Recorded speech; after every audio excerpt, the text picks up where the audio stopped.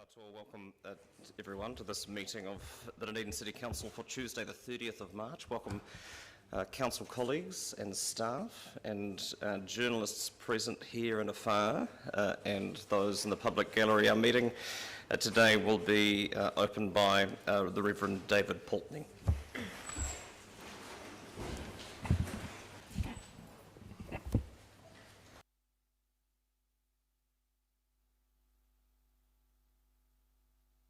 In the intensity of debate and in the conversations with the people of this city, indeed with our every conversation, even with those closest to us, may we come with a spirit of respect, with a regard for truth, and honouring the lived experience of the one speaking to us. So be it. Amen. Mr. Mayor, Council, thank you.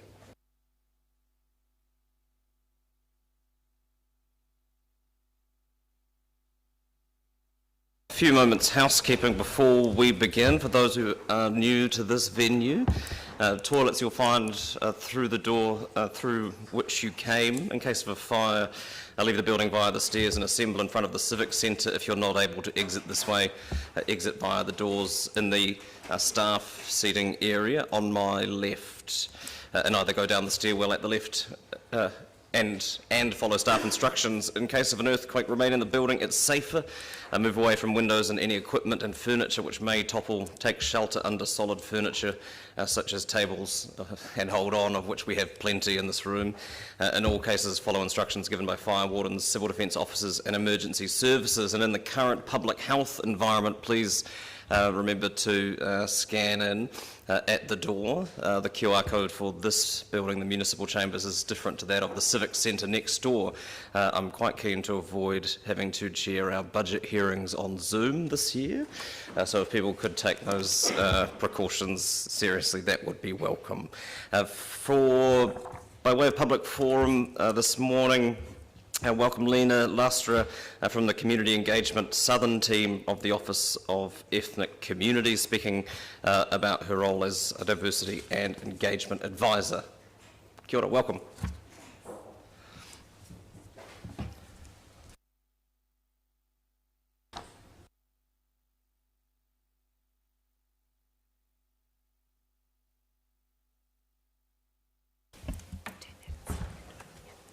So it's ready, yeah? Okay. Good morning, everyone. As Aaron mentioned, I'm Lena Lastra. I'm one of Diversity and Engagement Advisors from the Office of Ethnic Communities. I'm originally from Colombia, but I have been in Dunedin for the last 12 years. Since my arrival, I've been involved quite heavily in the migrant communities. I have been working with international students and with former refugees.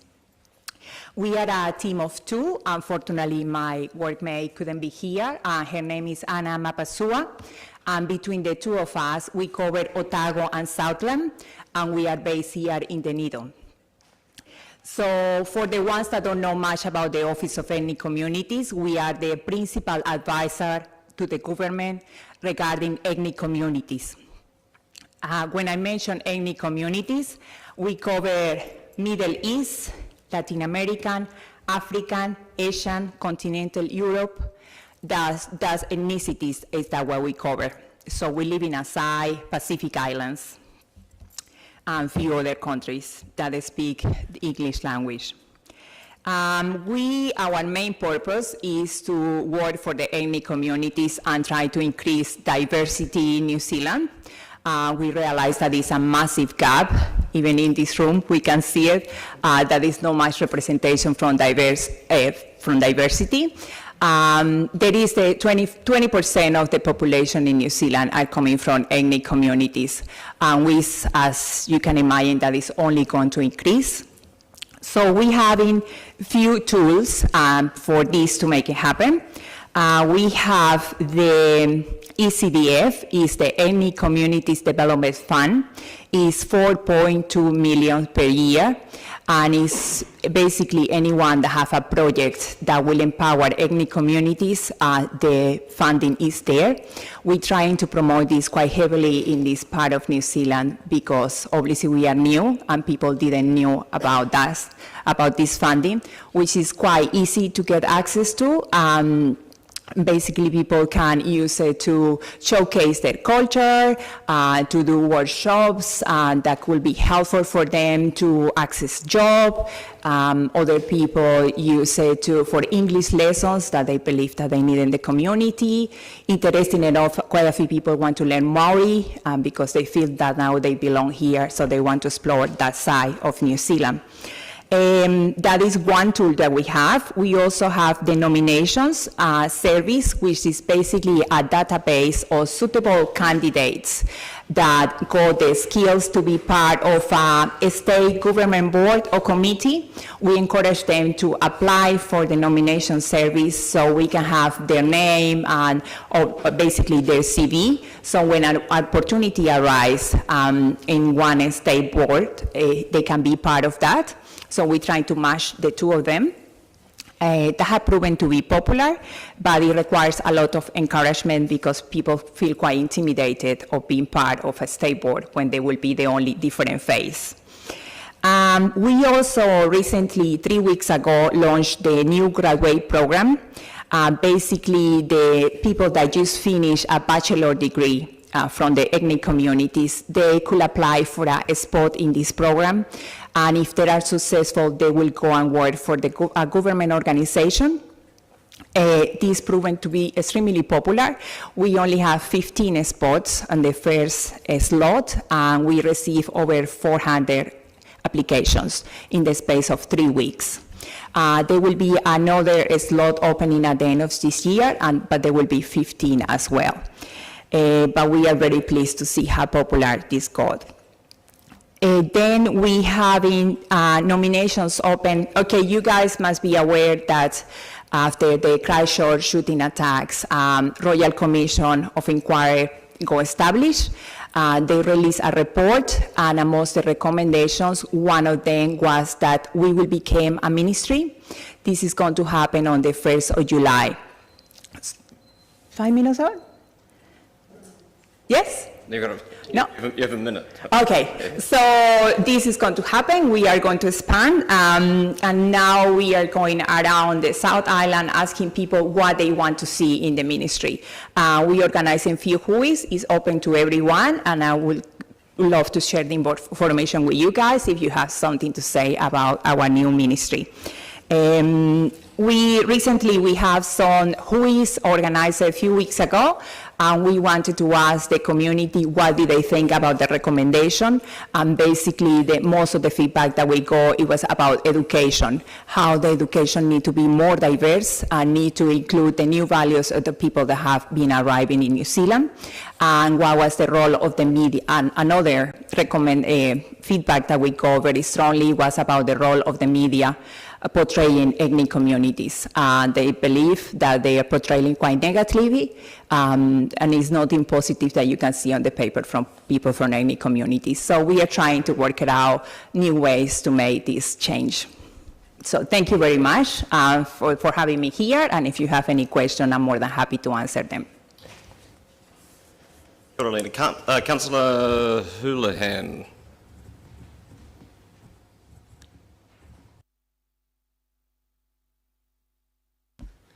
Buenos dias. Buenos dias.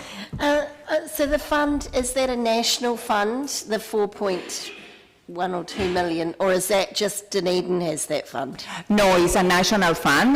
We have been getting feedback that what about if we do it regional, but at the moment it's national. Okay. But as you can imagine, things are going to change with the ministry. And one of the recommendations is that we need more funding for ethnic communities, so we are expecting to increase them.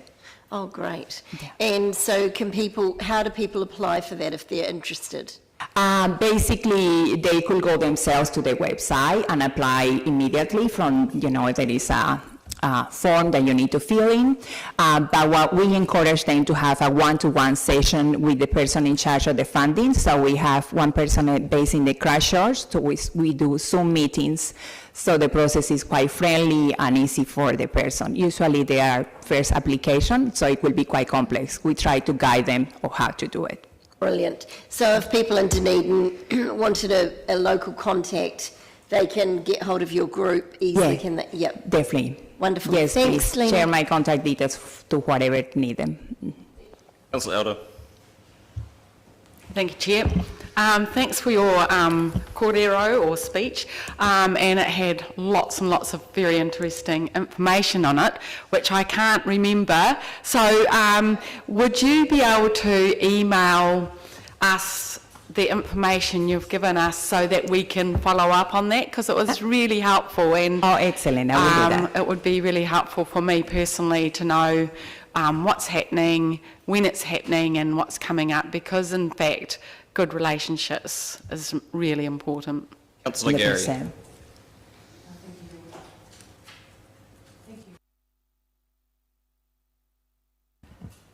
Thank you, Your Worship. I have a question around the challenges for migrant women, particularly from ethnic communities, getting their first job. I had some discussions last week that affirmed what I already knew to be an issue, and the particular issue is around they're often told that they need New Zealand experience, but the difficulty is getting that New Zealand experience. Has your office given any thought to establishing with the funding internship programs, maybe working with the likes of councils to do that kind of work? To be honest, we are working on that. One part of that we realize that we need to develop more is the business area, including, try to bring employment to people.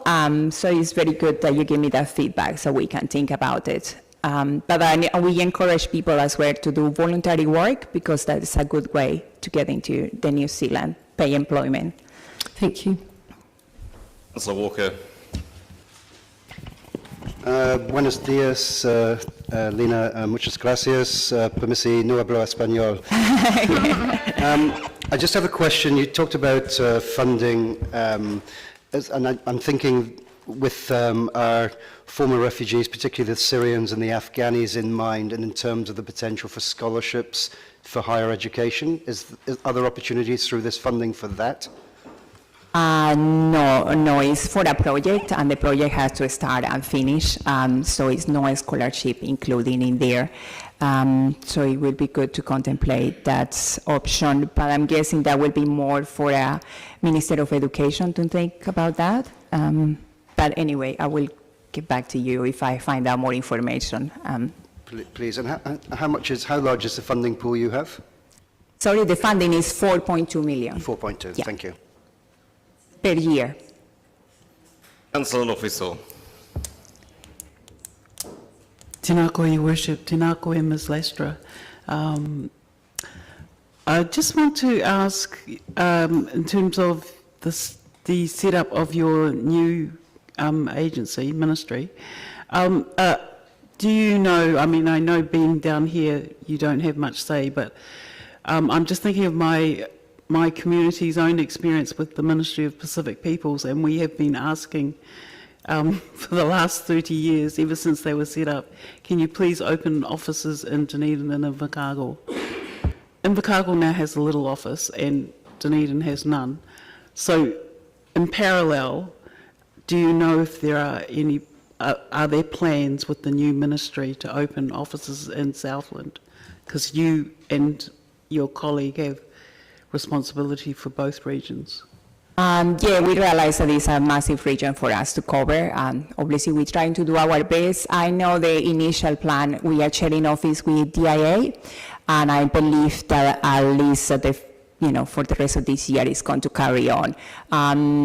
Based on the plan that I have read, the branding will be different, so it will be more obvious that we are there, because people that don't even know that we share office. But I think that will be the basic step. Councillor Raddick. I have missed it, but when did the fund open? When did it start?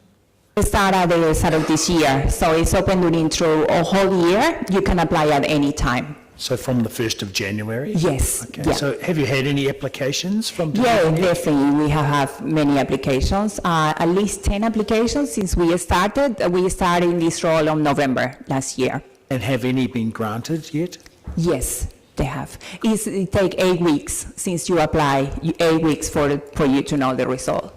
So it's Wonderful. kind of quick process. Great, it's very quick. And how much money then has come to Otago or Dunedin? To be honest, I don't know the total, but I have been the various applications for very small, like 2.5, and then it's another one for 80,000.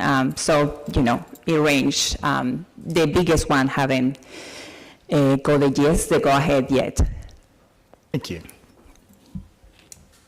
Anyone else looking to try out their rudimentary Spanish? Councillor Houlihan. Buenos dias. That's good as that. Oh dear. Can I clarify, just for people who might not know the different organisations and the differences, could you explain the differences between your organisation and the Multi-Ethnic Society? Okay, the Multi-Ethnic Council is a voluntary-based organization. It's not related to the New Zealand government. It's moved by people. They get their own funding themselves. They create, most of their activities is social activities to showcase the different cultures.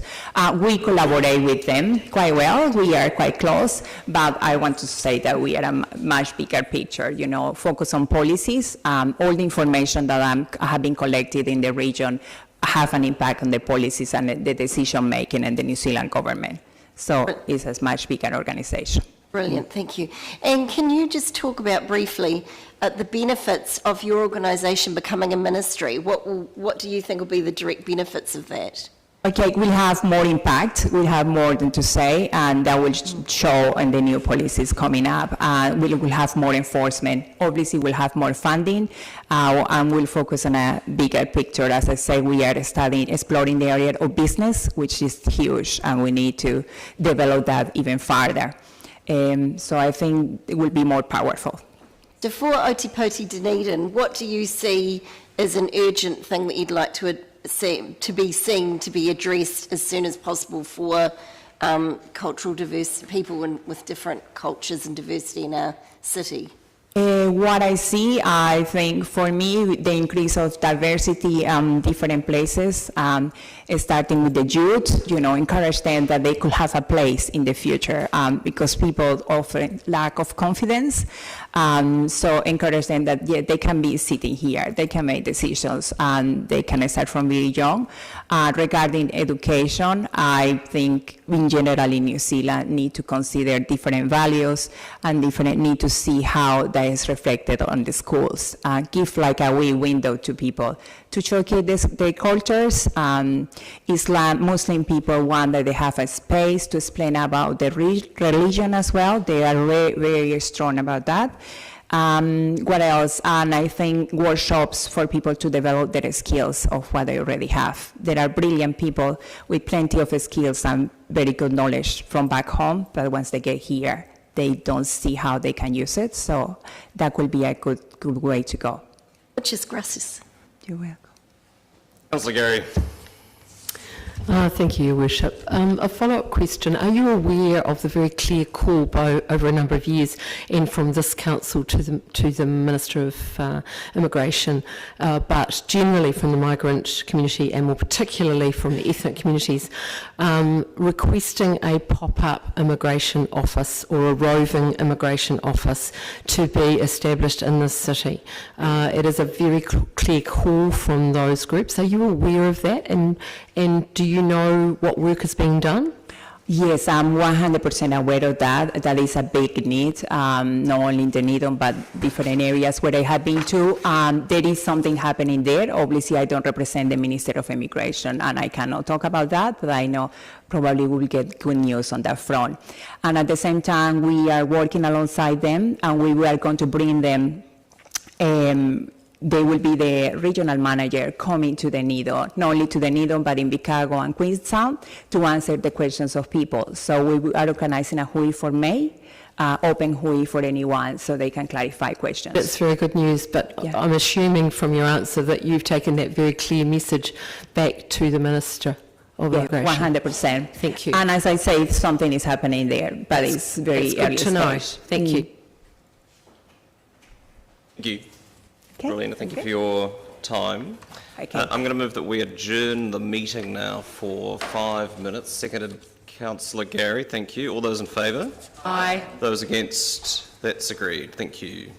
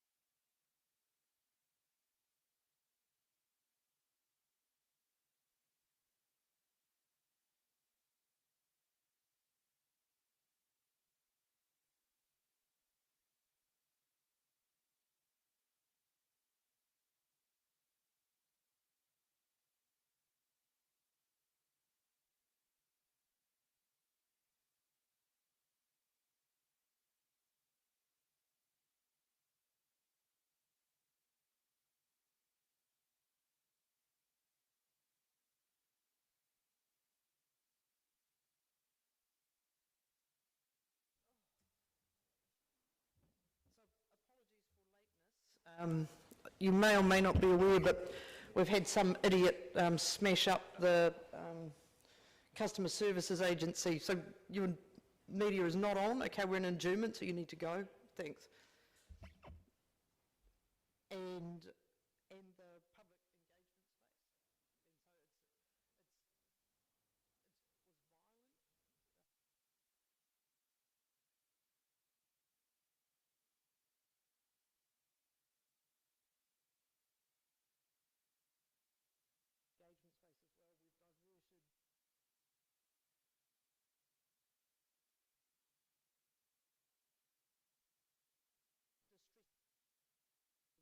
Distress there.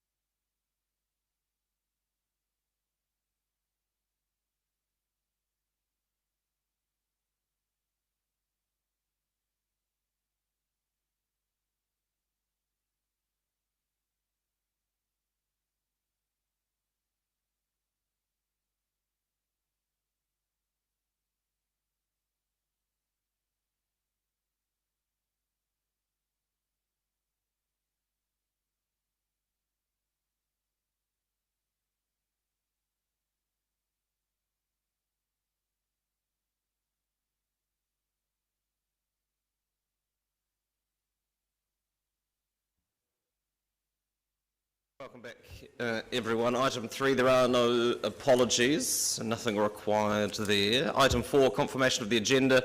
I'll move that Council confirm the agenda without addition or alteration. Seconded, Councillor Gary. Any discussion? Being none, I'll put it. All those in favour? Those against? That's agreed. Declarations of interest. Any amendments to the interest register? A sea of indifference. I'll move then that Council notes the elected members' interest register, confirms the proposed management plan and notes the proposed management plan for the executive leadership team's interest. Seconded, Councillor Gary. All those in favour? Those against? That's agreed. Confirmation of minutes. I'll move that Council confirm the public part of the minutes of the Ordinary Council meeting held on the 23rd of February, the Ordinary Council meeting held on the 9th of March, and the Extraordinary Council meeting held on the 17th of March. Seconded, Councillor Gary. Any discussion? I'll put it. All those in favour? Those against? That's agreed.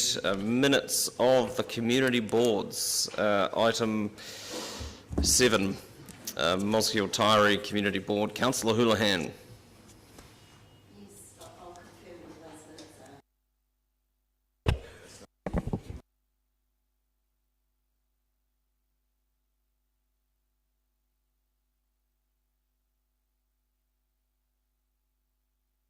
Moving that, that's fine. Is there a seconder?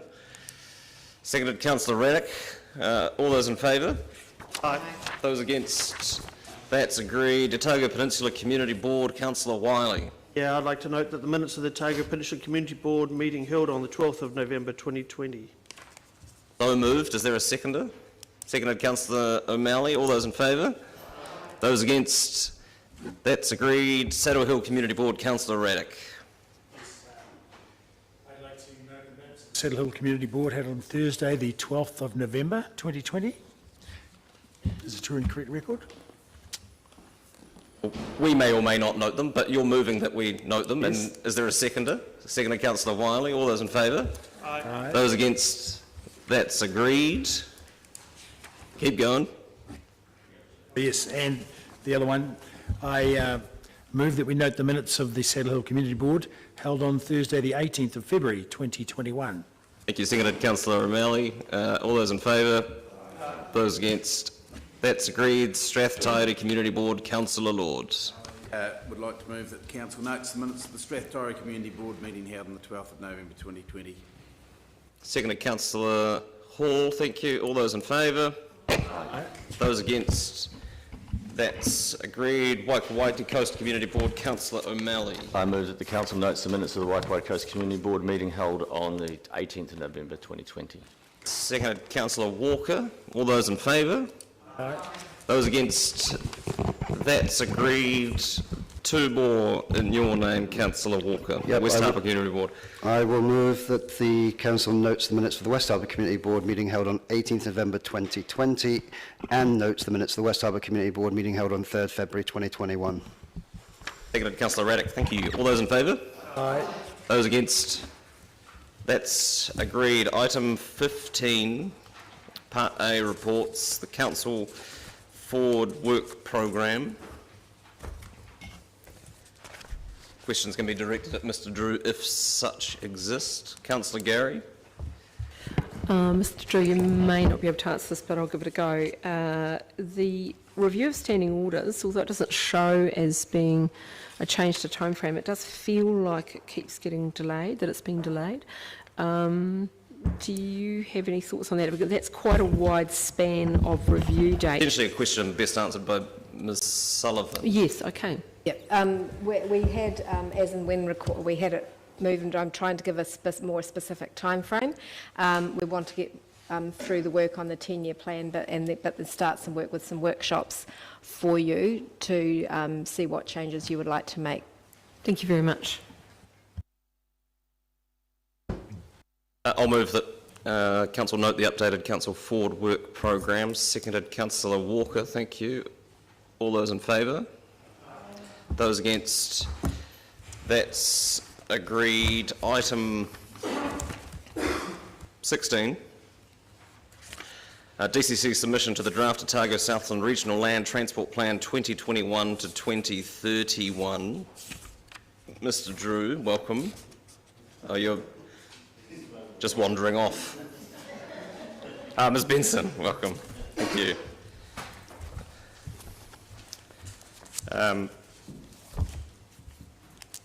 You're happy to take this as read? Correct, yeah, taken as read. Happy to answer questions. Thank you. And I will move this submission per the recommendations in due course, but happy to take questions. Councillor Lord. Thank you, Worship. Yeah, no, my question is, in the submission, look, what I've read looks good, and I totally agree with submission point number 11 about the combined Otago and Southland RLTP is at risk of becoming diluted, and you've that this says there that DCC suggests that for the development of the 24-27 plan, consideration be given to a separate plan for Otago and Southland. Now, I totally agree with that, but I'm just wondering, is that something within the scope that they may actually consider or can consider?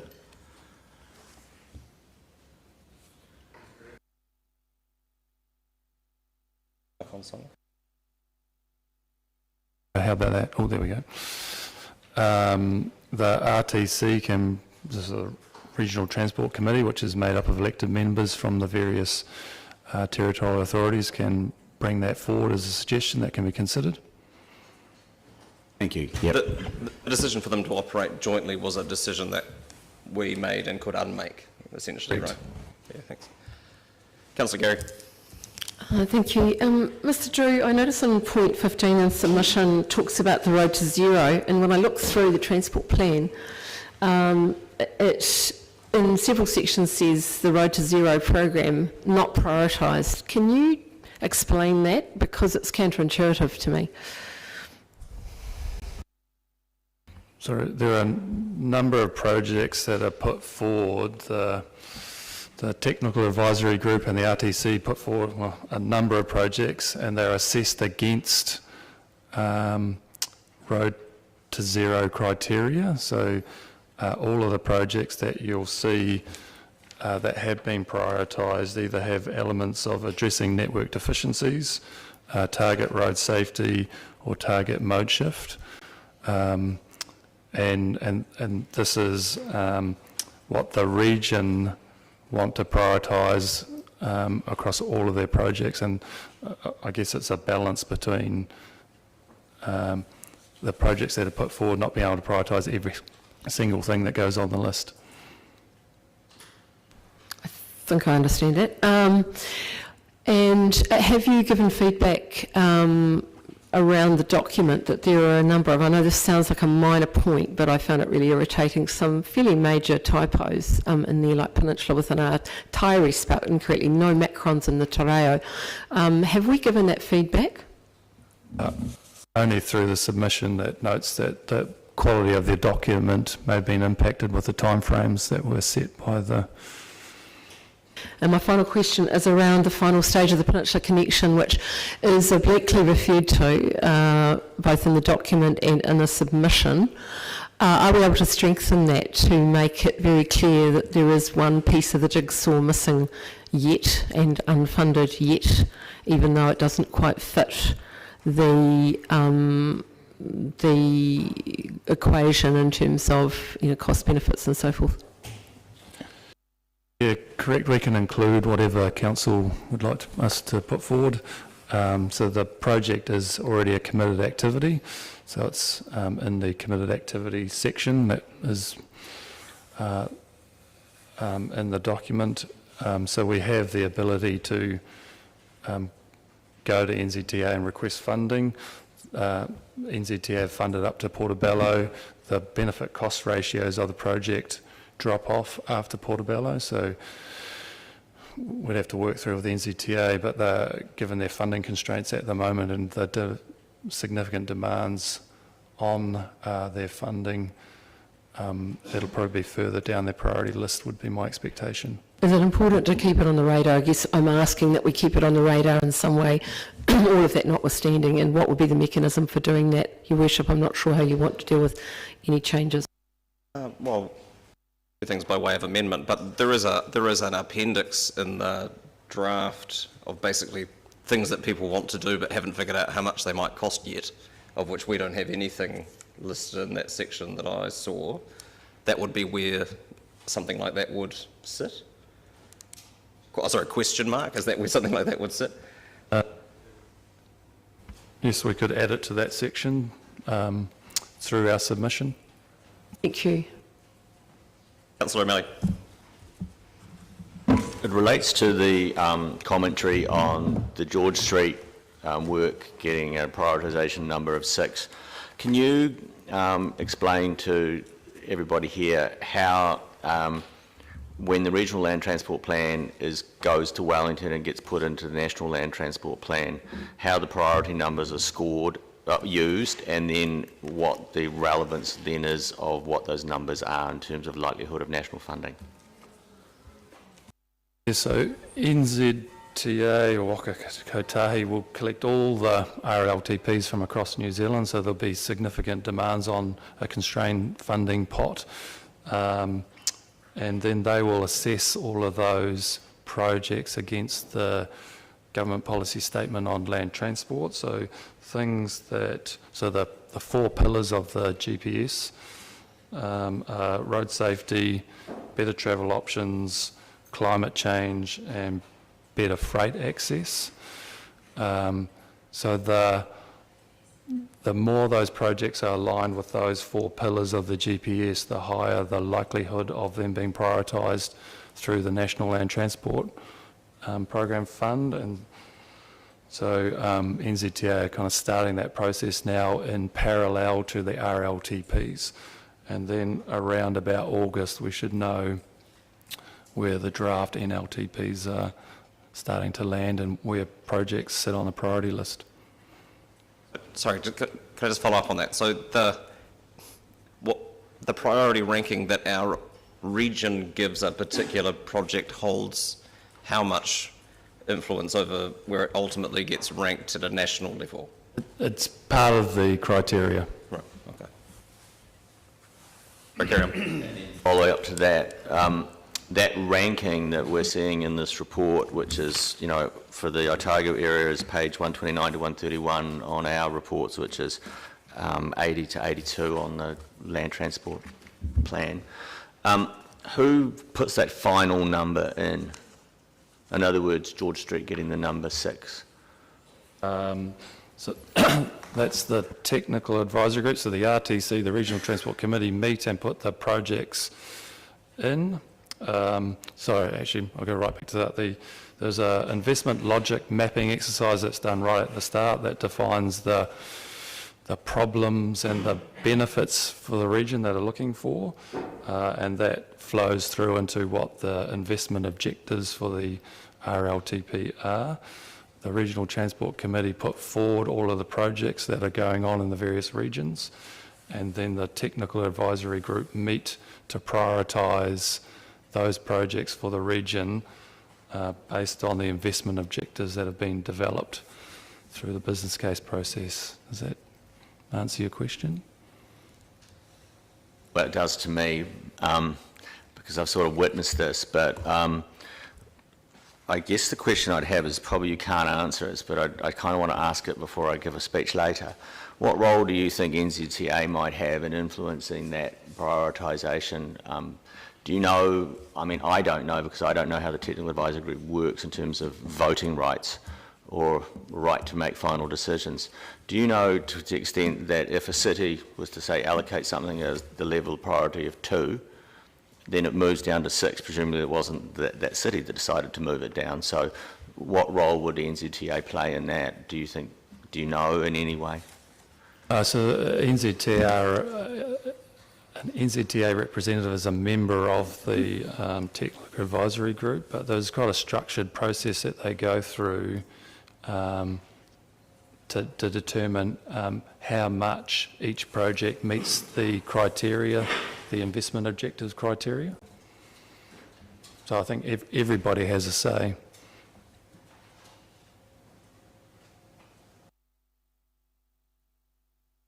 No more questions. Okay. I know. Oh, no, there are other questions. yes. I was just waiting to see if you had any more. I'll have more later. Okay, thank you. Councillor Elder. Thank you.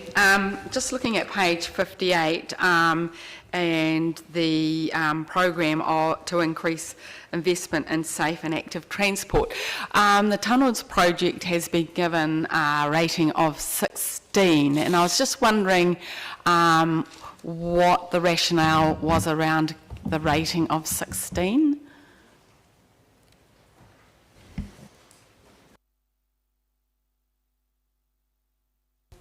I think, Councillor, we haven't actually got to the end of the business case process on the tunnels project, so we don't actually have a BCR yet. So it could just be some unknowns. So what would... Sorry, that's a benefit cost ratio for those playing along at home. Thank you. Exactly. So what would help increase that rating so that that project could go ahead?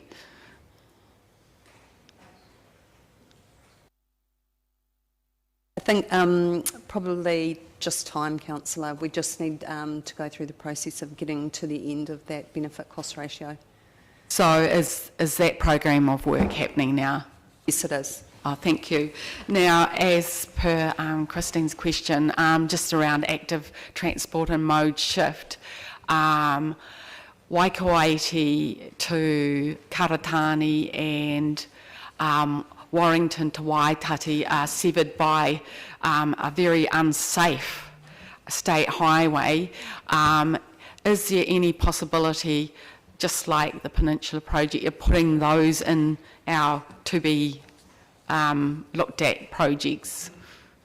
So we have included in the RLTP some provision for thought for cycleways north. We haven't specifically said linking up those towns, but we have made mention of cycleways north of Dunedin.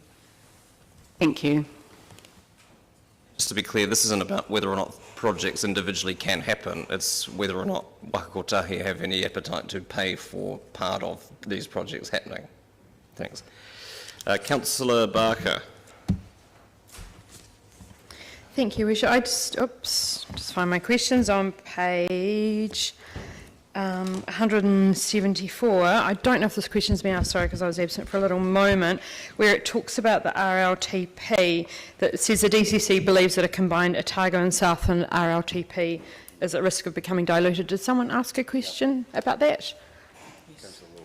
Okay, Fine, so... you can ask it. I can ask that question. Thank you. I just wonder if we want to have like an Otago RLTP, what would be the process? Because I just want to understand why the Otago Southland one was combined, and if we wanted to just have an Otago one, what would be the process for that?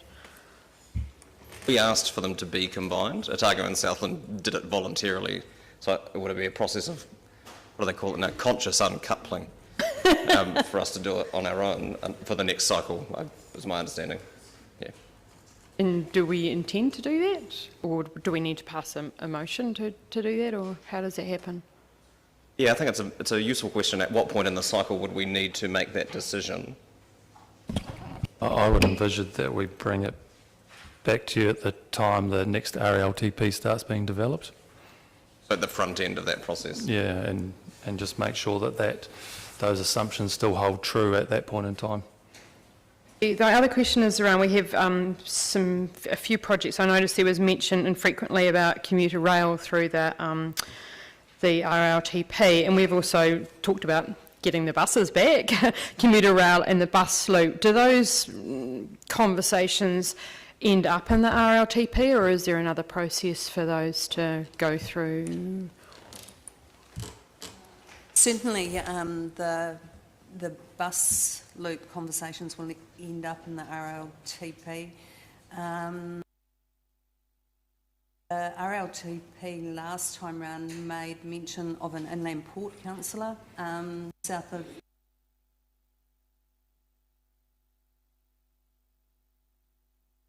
of presents a passing loop to facilitate the inland port down south of Dunedin because of the rail capacity between Wingatui and Dunedin.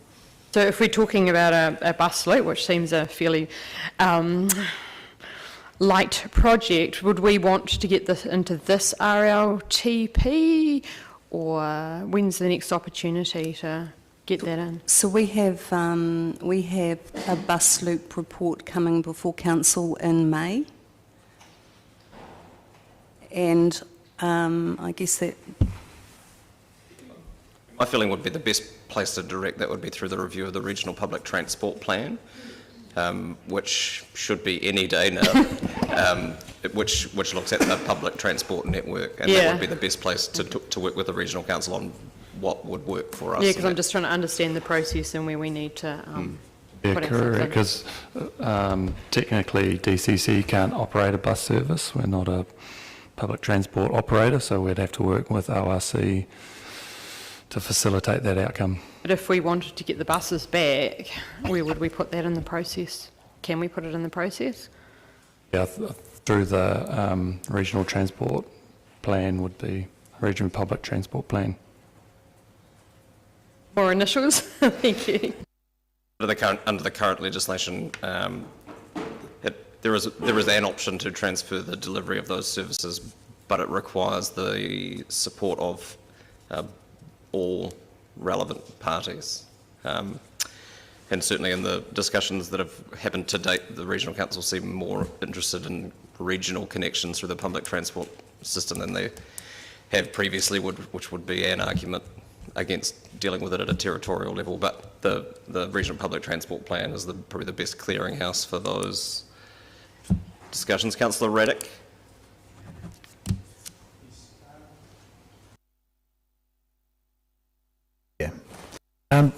Page 11, page 60 of the table in that in our report, or in their NLTF. I just wanted, firstly, a question of interpretation of that table. The activity class name, so across the top we have DCC and Wakakatahi in the middle, and it looks to me as though the numbers at the bottom are the total spend by DCC and the total spend by Wakakatahi in the Otago region for the two different periods. Is that correct? Am I correct in thinking that? Out of a total, so for instance, of the 21-24 budget, we have a total regional expenditure of 817 million, and what DCC proposes to spend is 176 million, and what Wakakatahi plans to spend is 288. Is that right? Is that a correct interpretation of it? That's a correct interpretation. Very good. So have you had any discussions as to, well, obviously DCC is going to increase its expenditure by 54 million, which is quite a bit, but Wakakatahi is looking to reduce theirs by 19 million, nearly 20. Have you had any discussions as to why that should be from them? So that's what DCC are putting forward to be included in the National Land Transport Fund. So this is not the 176 million that you referred to is not committed until the National Land Transport Fund process has been finalised.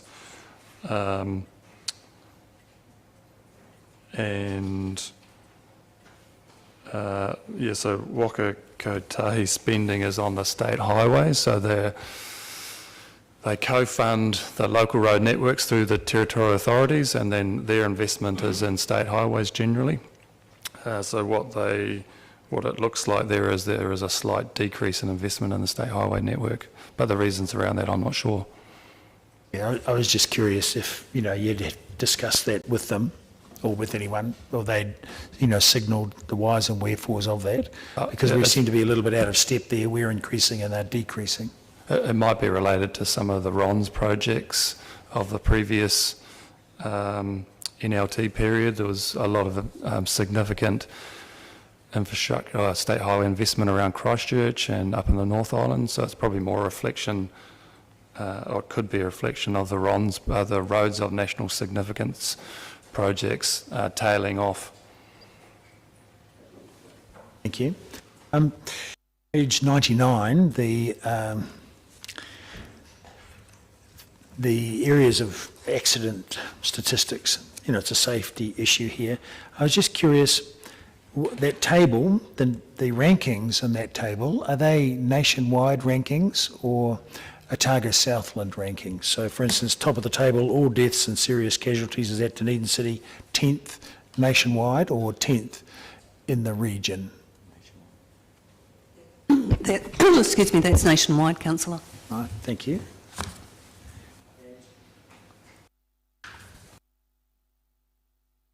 You know, notice has there been any discussion about park and ride? If we look over at the table on page 131, I note that Wakatahi are supporting, they're giving a ranking number one ranking to park and ride in 3 different places, 3 different areas, you know, Invercargill, Queenstown and Dunedin. So have they discussed that?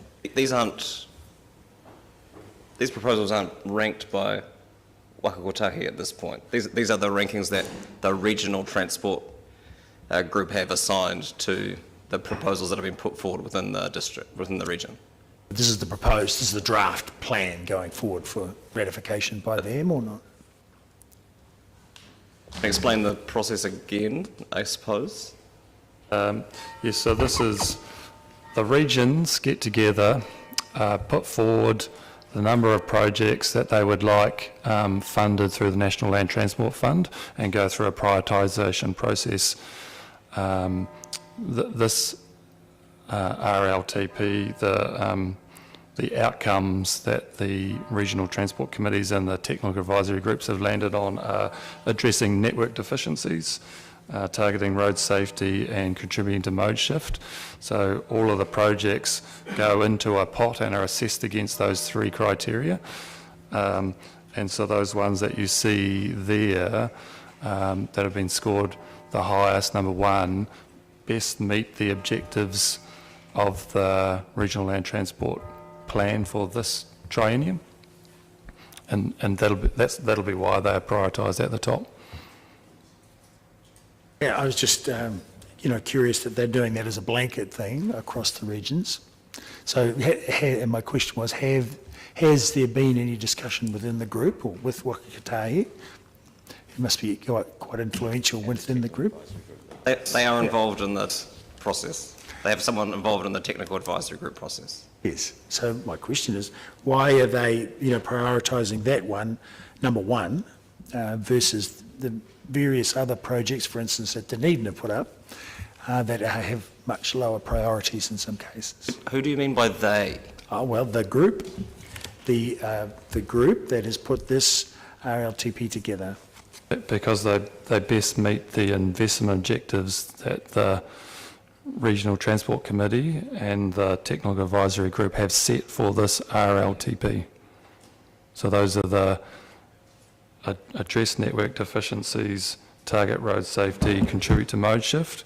So when you put all of the projects through the lens of those 3 things, those projects are the ones that come out on top.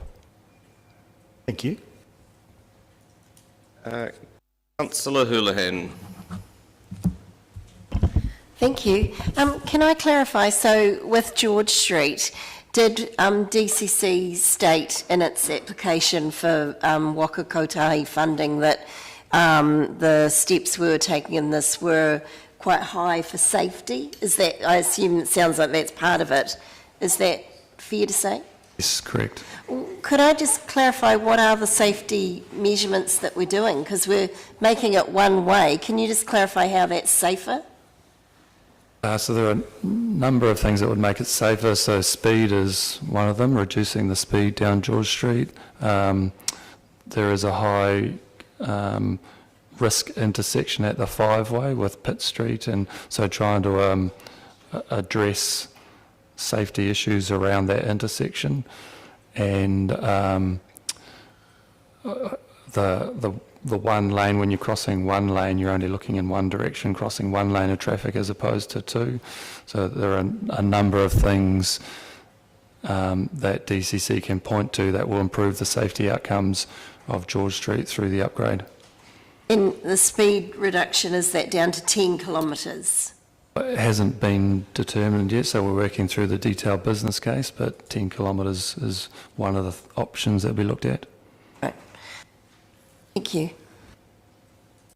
Questions from Councillor O'Malley. I have one just quickly though around of all of the projects that we have put up for discussion through the Shaping Future Dunedin Transport, I think that's Shaping Future Dunedin Transport Program, through the 10-year plan, the one that we were told wouldn't attract any funding was the car parking management program, which is fine. But I found it curious to find that still ranked or prioritised within this process, given that we've already been told that it isn't something that would attract investment. Does that seem anomalous? Yeah, it's unlikely to attract investment, but the people involved in the RLTP formation thought it was worth putting it on the list. Councillor O'Malley. Bishop, it is fair to say that this is a very acronym-filled environment.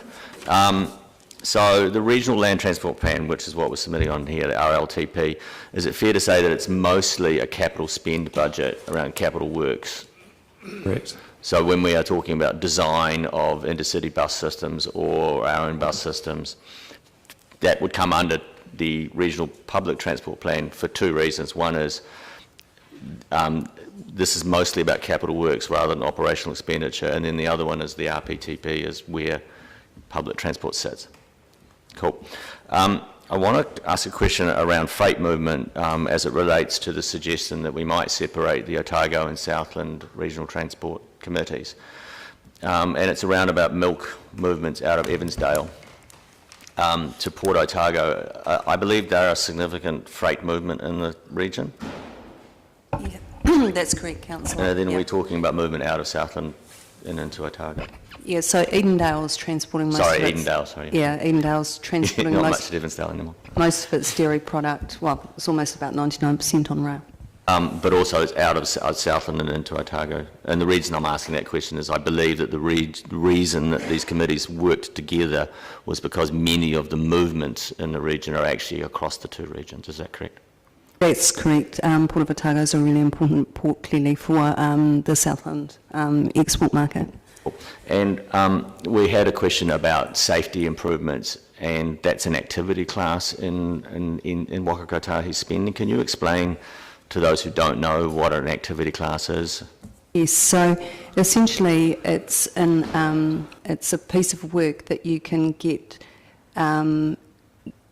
certain outcomes for that meet that activity class. So for example, if we were to say we were to improve an intersection and it gave us safety outcomes, we could put that into an activity class.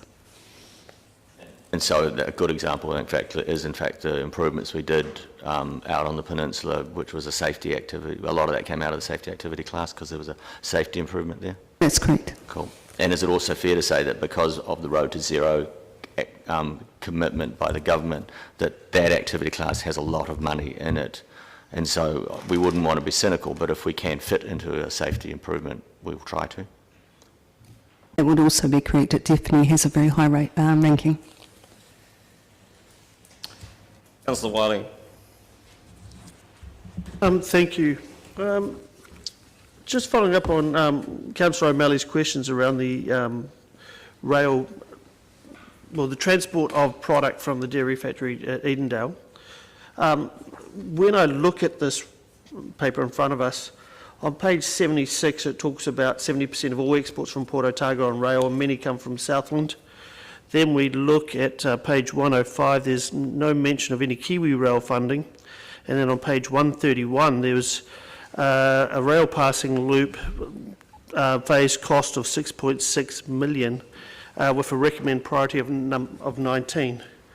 Now, I'm trying to join all that together, and then I look at the question where it says about the strategy and the background of what we're trying to look at here, and that the plan outlines proposed transport network improvements for the next 6 years and forms the application of the National Land Transport Fund for the next 3 years.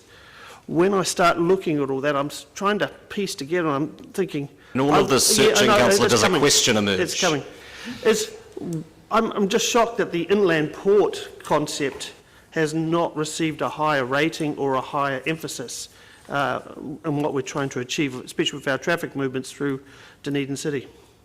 So, Councillor, I think some of that could have to do with the fact that rail activities aren't typically, well, they aren't funded under the RLTP. They're funded through Treasury. Then when we start looking at the roading network and the impact of the trucks on the network, the accidents, the wear and tear, the movements, and especially with the number of truck movements through the city, and our desire to reduce our carbon emissions through the city, I'm sort of trying to tie that all together. Is there not some correlation that would have been boosting that ranking and that story for Dunedin? I do believe there is an intention to change the stream of funding so that Rail and Road operate at a more more of a level kind of playing field. But at the moment, it won't be considered for funding under that model because of the different funding stream given to rail. Okay. So then, when I start again read through this and look at the whole document we've got in front of us, are we actually getting, and this is the Otago Southland region, getting our fair share of acknowledgement, our fair share of investment from Waka Kotahi? Or is that a issue with the group, with how central government is and Waka Kotahi is running this process? This is a pitch. This isn't about how much money we're getting. This is about how much money we want for the projects that we want to undertake in transport. I realise that, but is that is the focus of today's discussion and debate. Is there agreement within the organisations then that we are getting our fair share for the investment in our region, Otago Southland, for our residents? That's probably a political question. Yeah, I was going to say that was a political question. And as we put forward more and more projects and do the work on more and more transport projects, NZTA are generally co-funding with us. Thank you. Councillor Houlihan. Thank you. Need to work out a better system for this. Can I clarify, if council approve a loop bus in May, would that still be considered safe if we have a one-way road on George Street and people have to cross the road to get on the loop bus? That creates, I would imagine, and some other people might say that, an element of danger, because you've got, you can't just get on the bus like normal from the side of the road that you want that the bus is on. You have to cross the road. It's a separate discussion to the one that we're having now, and it's one that's been foreshadowed for a subsequent meeting. Yes, but we're talking about safety, and one of the points that's being argued is that we have a high amount of safety, and that's why we're asking for this money for George Street for this project. But I'm disputing that, because I'm saying, how can it be safe? Are you disputing it in the form of a question? Yes, Do you have that is questions my for staff? question. You'll have plenty of time to speak to this. Well, my question is that going to create an issue for safety if we have a loop bus that only goes on one side and people have to cross the road all the time to the other side, right across one lane to get to the bus? We haven't yet done the work to answer that question. Okay. Have we, I've also heard people saying that 10 kilometres is difficult to maintain that speed, and they're saying it's unsafe because cars, are on the road and then people walk out, because it's so slow, people tend to just walk out and the cars, Worship, creates... can I just raise a point of order that I don't think that this line of questioning is pertaining to the item that we're considering. I'll uphold the point of order for relevance, thank you. Oh, of course you would. Councillor, do you have any further questions? Am I allowed to speak or not? No, well, you can ask questions if they are germane to the item at hand. Well, I was talking about issues that are at hand. Councillor, I've ruled on the point of order. Right, I'd ask that okay. you carry on. So I've got another question. Do we have modelling? to show around George Street and the one-way, because this is all around the future transport. Councillor, you've been told already at this meeting that the detailed design work for that project is continuing and will be reported back to council in due course. I don't see how using this paper to Okay, I have relitigate another those earlier question. debates is particularly helpful. It says here, high severity crashes. Do we have any statistics around how many crashes we've had in George Street? Yes, but I don't have them off the top of my head. Okay, But I can provide that information if thank you you. want. And further to that, when risk is assessed in the transport network, it goes broader than incidents. Correct. Yeah. Yeah, thank you. Further questions? Councillor Raddick? Yes. Is there any dairy products being shipped from Edendale out through Port Otago? Is there any danger that dairy products might be shipped out of Southport, given that it's a bit closer for them? I'm not sure that I think that I could answer that, councillor, based on anything factual. Shipping lines do what shipping lines do, and the economy does what the economy does. Given that my reading of the report shows that there's even more bulk freight going out of Southport than Otago. Is that right? I think that's correct, yes. Yeah. So that's concerning. And the George Street upgrade project has only had a priority ranking of 6.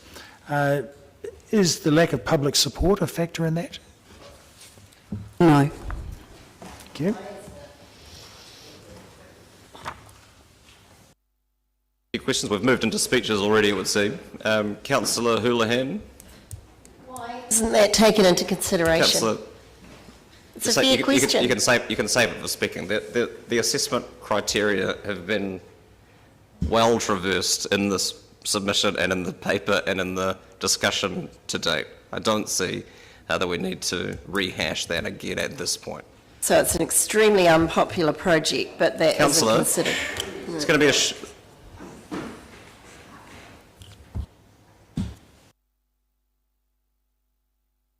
We'll have, as I've said, plenty of opportunity to give your speeches. This isn't the opportunity for you to do that. Are there any further questions? Councillor O'Malley. Yeah, it relates to spending. The spending on State Highway Run around the hospital rebuild, can you comment on whether there is anything in this particular budget for the next 3 years? Yes, I can. So on 10 million. sorry? Oh, sorry. 13 minutes. On page 124, from memory, there is reference to the hospital, Dunedin City and Hospital, State Highway 1.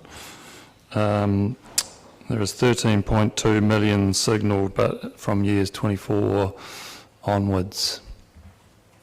Hence the comments in the submission about needing funding earlier. Which I guess that's my question, is basically looking to this particular line item as it relates to our submission, which is the item. That, I believe, is mostly work for intersection work that will be required if we realign State Highway 88 to make it avoiding St Andrew Street, is it not? So I can't see much in there at all as it relates to our submission that there's any money even allocated for any aspect of State Highway 1 itself around the hospital. Does that seem right? That's correct. That's our current understanding based on what's in the RLTP.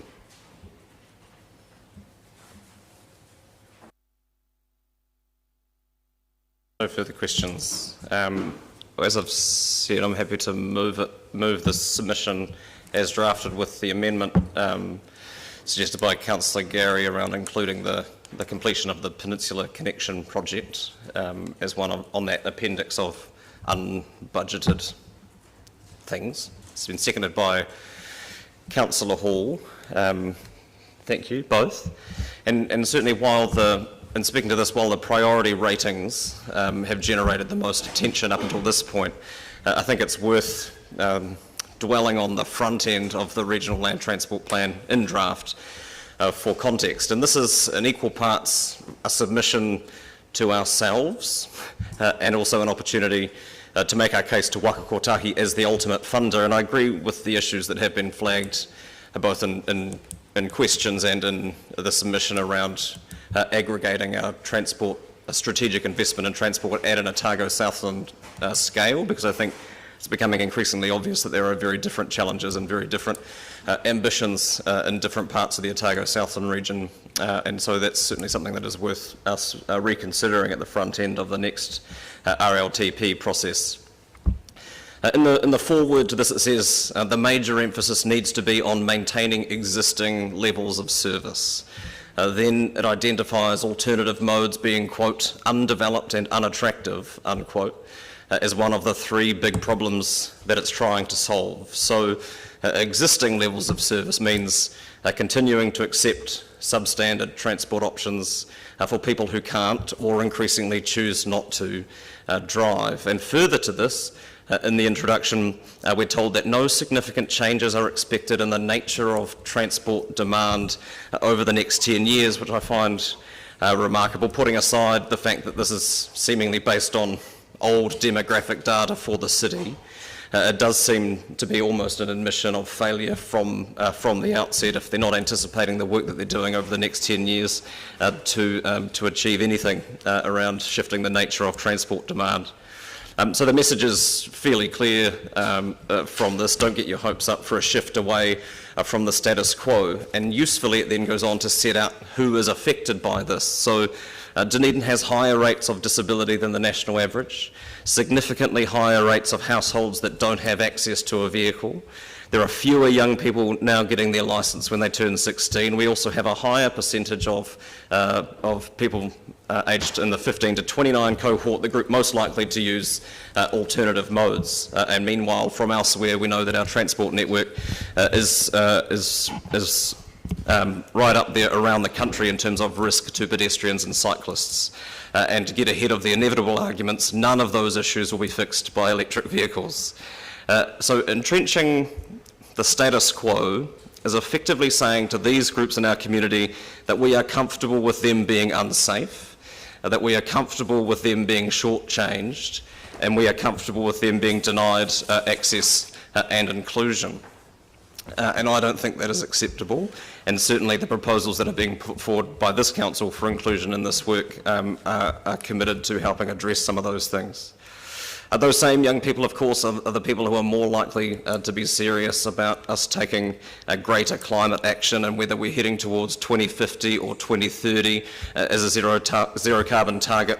Rethinking our transport system is absolutely critical in Dunedin alone. Of course, it makes up some 40% of our carbon footprint, and it's a whole lot easier to fix than some of the other stuff in the other 60%.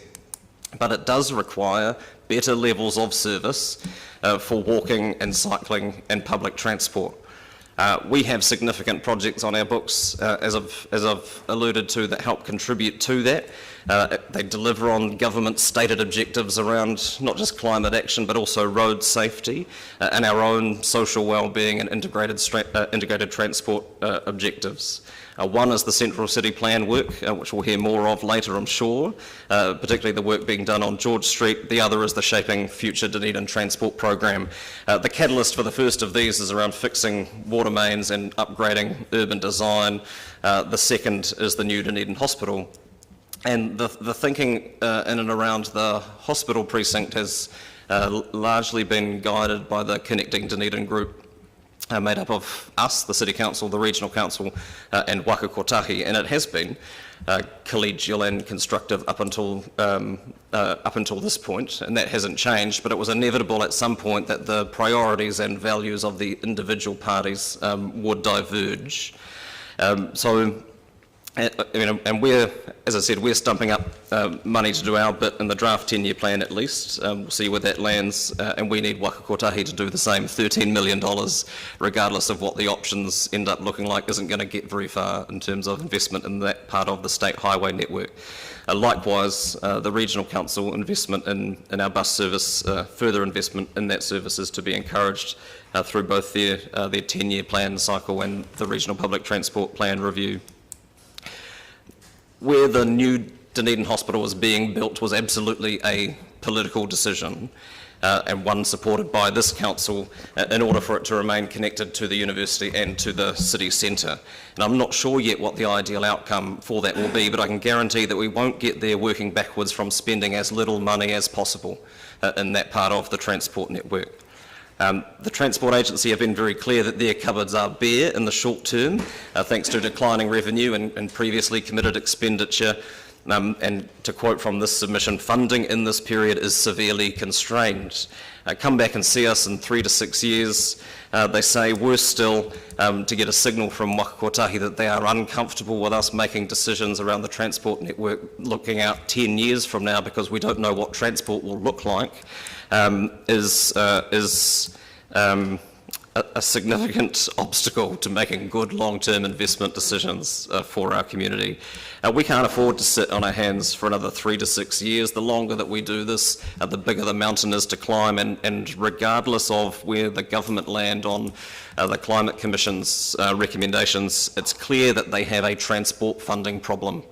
Because the investment that is required to shift the transport network to assist in the zero carbon trajectory isn't going to be funded out of Waka Kotahi in the short term. They've made that quite clear, but the money needs to come from somewhere, and that is an issue that they need to address sooner rather than later. I mean, there are plenty of things that I think would have been long looked forward to that have fallen off the list of prioritisation altogether, thinking of the cycleway through North East Valley, the Tertiary Streets project, and certainly from a visitor and tourism perspective, the Tunnels Trails Trust. But again, those are questions in the broader context of how government at all levels funds investment in the transport network in an era where the agency that is assigned to do that work seems to lack the capacity, at least, if not the ambition, to match that of our communities. I'll take further speakers. Councillor Elder.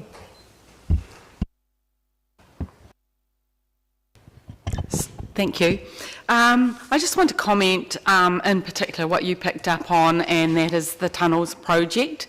It has a rating of 16, and yet there is no safe cycling route from the southern suburbs into Dunedin unless you are very confident and very fit.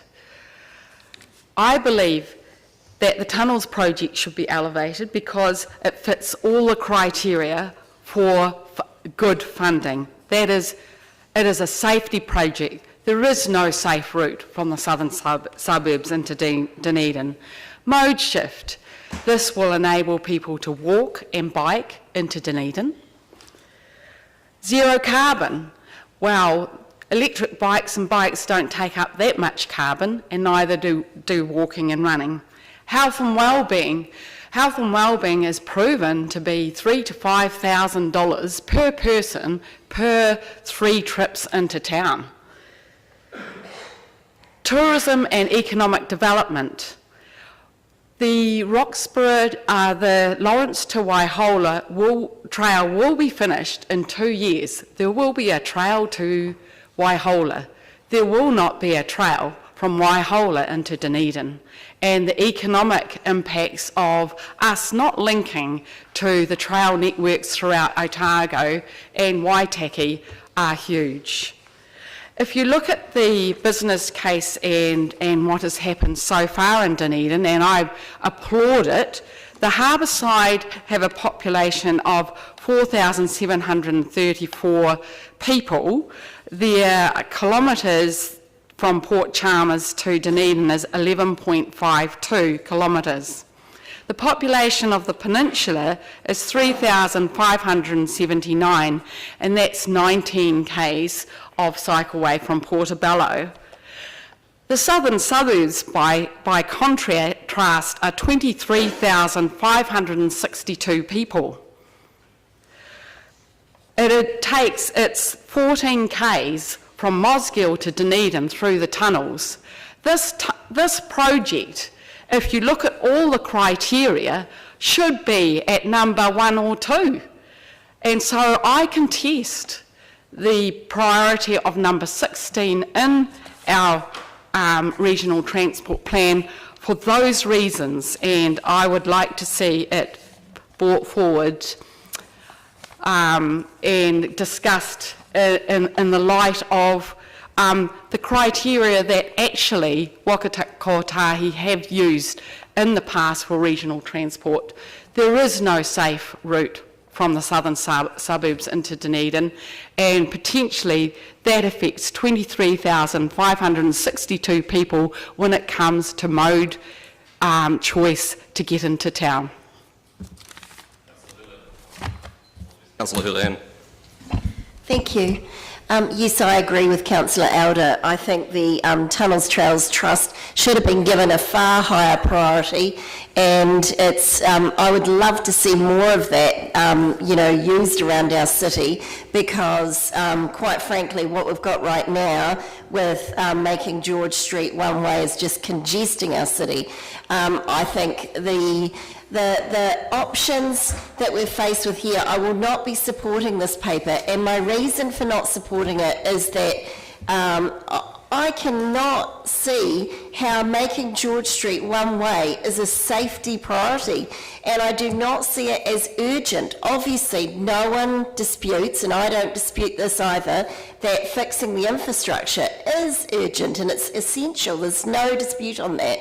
My disagreement with this, and I think it's fair to say with a lot of other people, and it's a very unpopular move. Sure, some people who argue a lot of people want one way. There are some people who want it, but I would argue the majority of people don't. They want two-way. And we had a CBD advisory group that we set in here for engagement. That was ignored, and the majority of those people wanted two-way with people-friendly areas, which is what we could have had. Point of order, Councillor Benson-Pope. Order must be clear, Mr Chairman. This is not relevant to the motion under discussion. It's about other designs on work as yet incomplete. Apart from the factual inaccuracy of the statements that have been made, relevance is not present. Yeah, thank you. And I won't uphold the point of order. I mean, given that the project is listed in the submission, it is useful from a wider context, but I would ask the councillor to move on to other matters under discussion, because we are in danger at this point of both relitigating decisions that have already been made, or basing debates on decisions, particularly at a design level, that haven't been made yet. Thank you. I think the Mayor's words are very fitting when he says the submission is to ourselves. That sums it up really, because this whole process has just been to validate decisions that a certain number of councillors have made themselves as a group, and that is to make the CBD congested by making it one way, and the timing. I have a major issue with this. Councillor, I've asked you to move on. I'm talking about issues that are brought up in this paper, and I'm allowed to talk about that. Is that now moving on to the one-way system along by the hospital? I have raised this numerous times about concerns I've got for these projects being tied in with George Street. Now we've got Waka Kotahi saying they're not going to fund this for a certain amount of years, or that there could be delays. Any delays are going to cause major issues for congestion around George Street if we have both those projects happening at the same time. This is exactly what I feared would happen, and it looks like this is what will happen. So I'm really concerned for our city. Councillor Van Ivers. Mayor Hawkins has delivered a quite comprehensive and long speech that essentially focuses on options for people that can't or choose not to drive. And that's all fair enough. However, the vast majority of people that we are supposed to represent can and do choose to drive. Therefore, to aim a submission to the Otago Southland Regional Land Transport Plan, which essentially pushes the wishes and spending in the direction of a tiny minority of travellers, I think is entirely inappropriate. Particularly inappropriate for me, if we look at page 57, problem 3, it cites as a problem, one of the 3 major problems, the problem being the ease of vehicular travel, meaning alternative modes of the network remain undeveloped and unattractive. To characterise the ease of vehicular travel as a problem is, to me, to expose the completely illogical and irrational ideology that underpins a lot of the submission. The ease of vehicular travel is not a problem. It is one of technology's and modern civilization's most brilliant achievements. Vehicular travel is not only easy and convenient, it's also the safest travel option that we have. It is also the most time-efficient option that we have. Most people don't have time to walk from the outer suburbs or to cycle from Mosgiel or anywhere else. And vehicular travel is also the mode of transport that we have that is by far the most flexible in terms of load capacity. You can walk to a supermarket, but you can't take a family load of food back home walking or cycling. Not if you've got a family my size anyway. So that this submission basically focuses on that tiny minority of those that choose not to drive or who can't drive. And tries to... Point of order, Councillor Gary. I find it incredibly offensive that a tiny minority, that description is made of our disabled community, although the councillor didn't mention that. The disabled community is one who has lobbied us around these matters and falls into that group. And the figures I set out in the submission, I mean, whether Councillor Van Ivers sees nearly 20% of the population as being a tiny minority or not is probably a question for debate. I may disagree with him, but I've got no issue with him making those statements, and others can respond and debate as appropriate. Carry on. Thank you. So, the tiny minority that I mentioned, claimed in this document to be 20%, but of course it's nothing like it. How you choose to create that statistic depends very much on how you decide which travel options you're going to talk about, where people are travelling to. If you were to, for instance, look at the minority of people travelling on the state highway, you would find that the 20% would be down at about 0.1.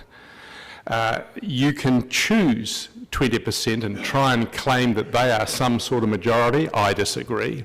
I think even the 20% is a small minority of people. The minority I was talking about were those who can't or choose not to drive.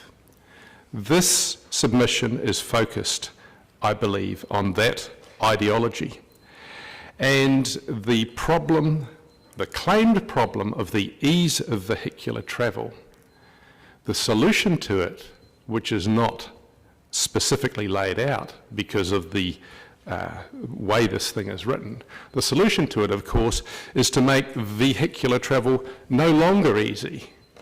That is to say, reduce parking options, slow traffic down, put bumps in the road, not repair potholes, which are the opposite of bumps.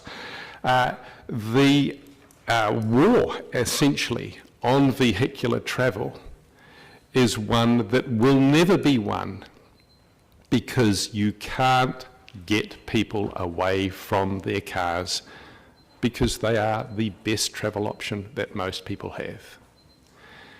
For these and many other reasons, I will not be voting for this incredibly strange DCC submission complaining about the problem of the ease of vehicular travel. Councillor Gary. Thank you, Your Worship. I want to address the councillor just spoken description of the tiny minority. I find it extremely offensive to members of the disabled community. It's not an ideology, it's a reality for them that they cannot drive. And we heard from them very clearly at various points as we've discussed projects, and in particular George Street. And I want to remind those who attended the BA5 last week, the National Manager for Volvo talking about change that's coming and about disruption that is coming in the space. But what I want to concentrate my debate on is a matter that won't surprise you. And I asked for the Peninsula Connection, the last piece of that jigsaw, to be included because it isn't easily funded through this pathway. If we take the cost-benefit, the benefit-cost ratio, one of the reasons it was dropped off the larger business case was because it weakened it. And I'm very well aware of that. But what I'm also aware of is that this was a community-led project, one that in fact is the reason that I'm sitting here today. And I've been associated with for 13 years. And not a week goes by when I don't have somebody come up to me. In fact, Friday, I was in Carter's being served and a gentleman behind the counter came up to specifically talk to me about that last section. So when we look at the pillars that I mentioned in the plan, I have to say the plan irritated me on several levels, and I'll get to that in a minute. The climate change road to zero mode shift, this particular section just south of Otago fits that. And I've had on a post on Facebook someone from that community, and I've had this said before, we feel forgotten. It is the last section.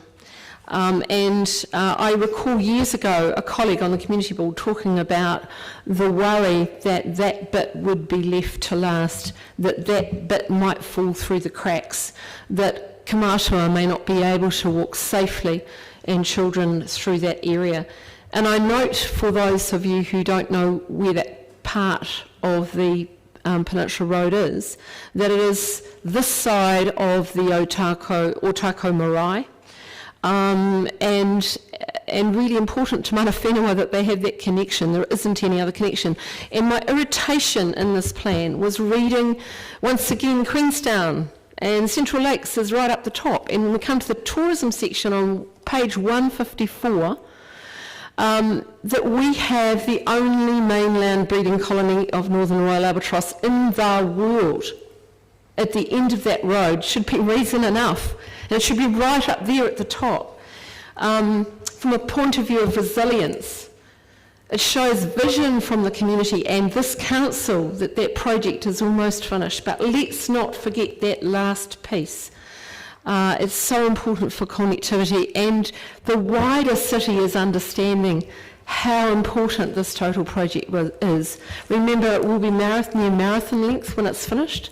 And so the project doesn't end at Portobello. It's got that little bit left, and I know our staff have been working very hard to find money within the operational budget for some bits around the edges on the inland section, but we will need a chunk of money.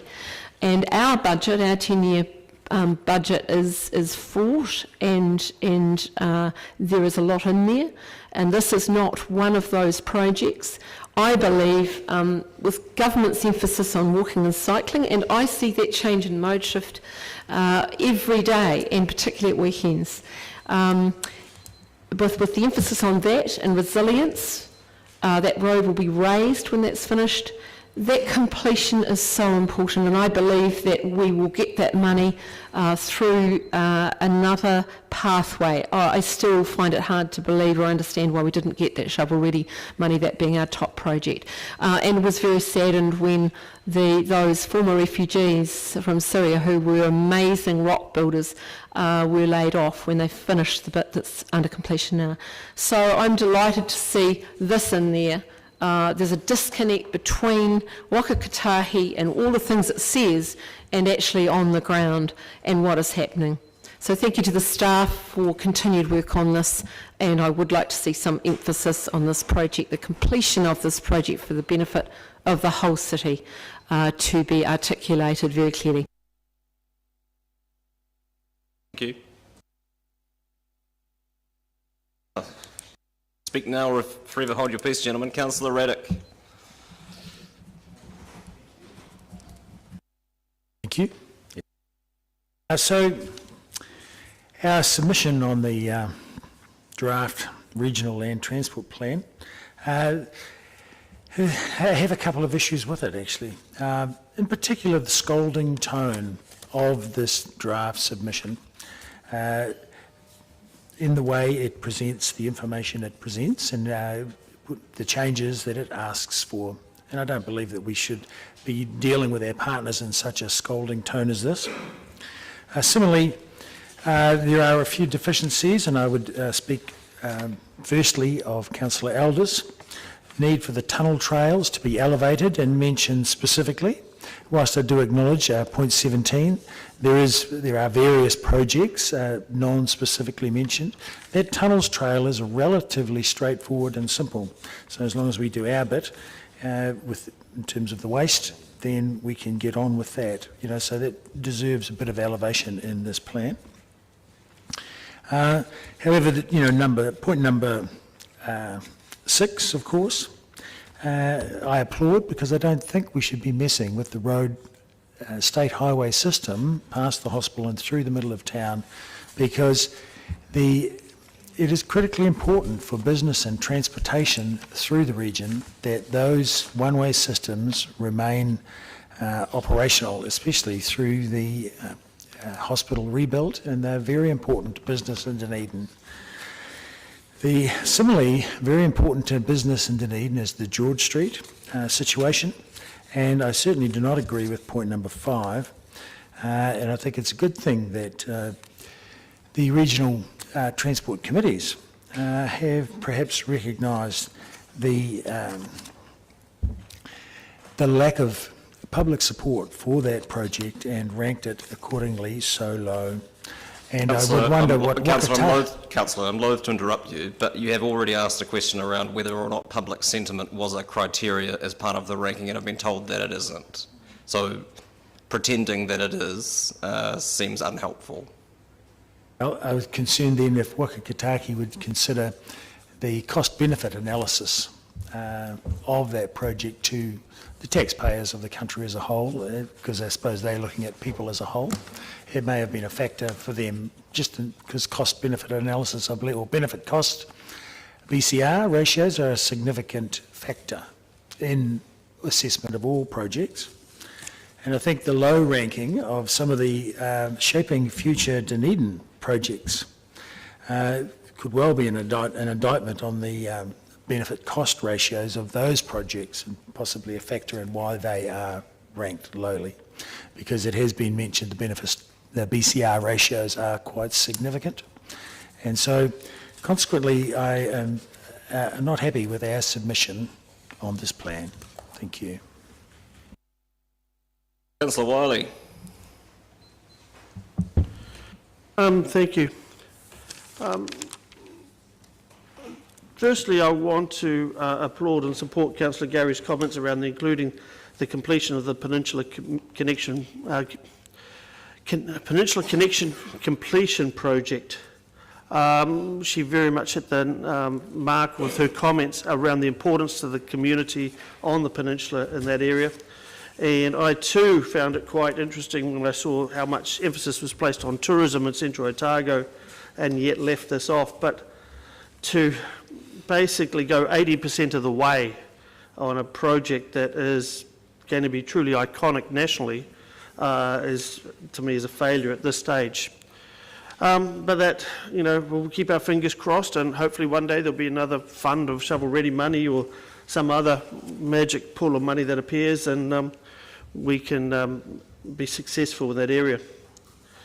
Through the questions, I raised the issue around inland port and the volume of freight. And I still struggle when I read this morning in a Stuff article where it talked about the doubling of freight on roads over the next 20 years, and thinking of the impact that will have on our city and what our submission is saying. It then, for me, pulls together, and as we read through this and the jostling with our neighbours and the whole region in priority of projects, is really, do we have a good handle of what we want our roading network to look like in 2050? Do we have a really good understanding of how all our residents will be travelling around our city, or should be travelling around our city, or enjoying our city, and what forms of transport that may be? Transport is definitely going to change. It's changing globally, and it's going to change here in Dunedin. There is going to be a modal shift, and even I will agree that the carbon footprint is going to change dramatically on that basis. But even when you've got electric cars, you've still got to have somewhere to park them, drive them, etc. So I'm really lacking a city vision for us. I also think there's a lack of total cohesive vision for the region, and I think that's sort of missing. But you know what? I understand we have to have a submission that goes forward, and I can agree with more of what's in the submission than disagree with what's not, and so in that case I will be supporting it. Thank you. Councillor Barker. Thank you, Bishop. I support the submission, and especially the addition of the Peninsula Connection, which is an amazing project, and we can certainly see the use of that the other day when I was driving out to McKendree Bay. I counted 39 cyclists using the cycleway, so it's well used and well appreciated by the community. I wrote one word on page 107, which was shameful when we look at our Dunedin holds one of the worst safety records in New Zealand.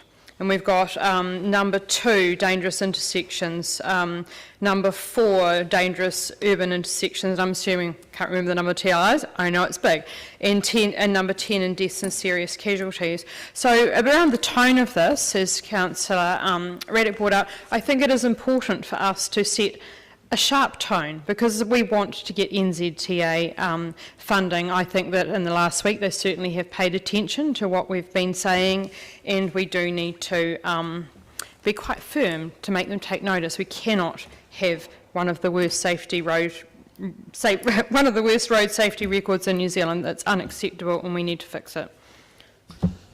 Thank you. Councillor O'Malley. Thank you, Worship. I actually was going to address the scolding tone too, because I did contribute somewhat to the writing this letter, and I was going for somewhere between rabid dog meets bad cop.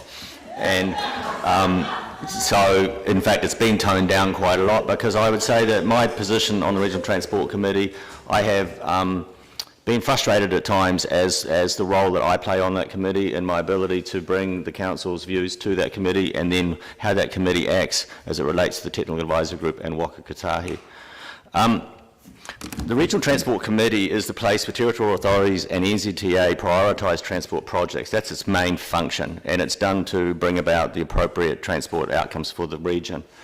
And partly, under the concept of investment logic mapping, you have to come up with the idea of problem statements. A problem statement is not necessarily a problem, but it's basically, we're having to use that word because that's the word that's used. So problem statement 3 says, lack of land use and transport integration and the ease of vehicular travel means that alternative modes network remains underdeveloped and unattractive. So the important part of that statement was lack of land use and transport integration. I really do find it frustrating when we're trying to do something as complex as this, that people pull parts of sentences apart in order to make their positions. Now, I would like to say that when you look at the regional transport meetings, they're not unlike what we have just gone through today. Enormous documents full of tables.